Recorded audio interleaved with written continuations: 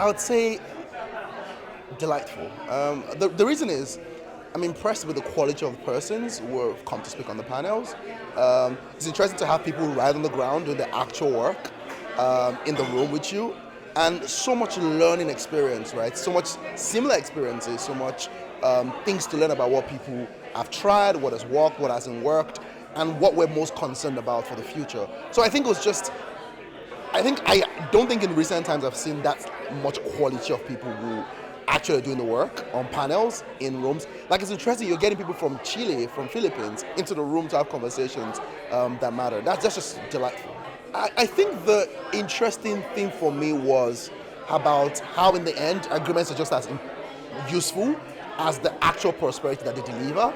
And I think those themes were like very interesting. Things about FTA utilizations. How do we ensure that the agreements go from paper to actual real things that deliver real quality of life and real prosperity for real people? How do we ensure that we can have proof of concept, which is one of the things that came out of the session, right? How do we ensure that we can have people understand what the agreements in private sector understand their roles in the agreement, government understand that their role in enabling innovation even within the agreement. And I think those teams were very strong about how, in the end, all of this is not just a vanity orchestra, right? It's basically an agreement that's supposed to deliver real prosperity for real people. And putting people at the back of all those conversations is what matters the most in thinking about digital trade.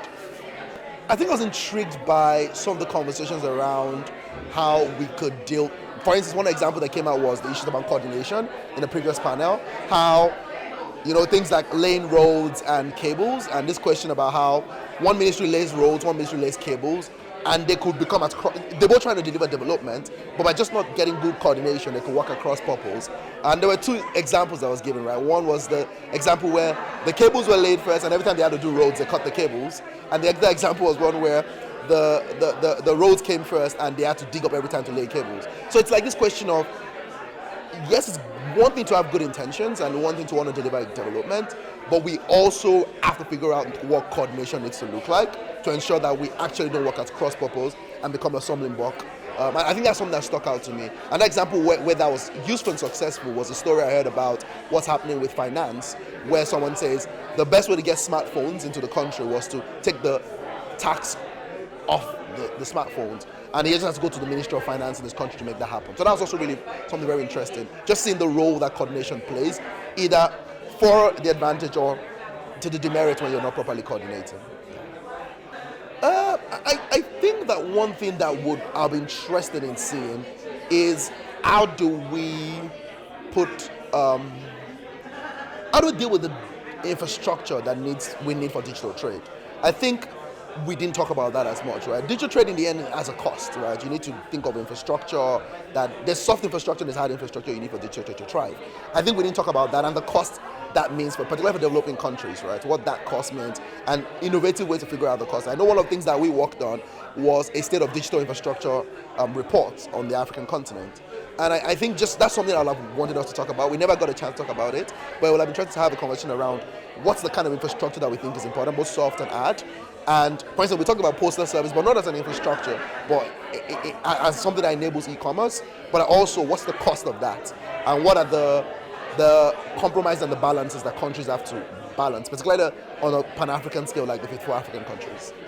I think it's particularly well-created events like this. I think what I liked the most about this was you only had 4 panels, right?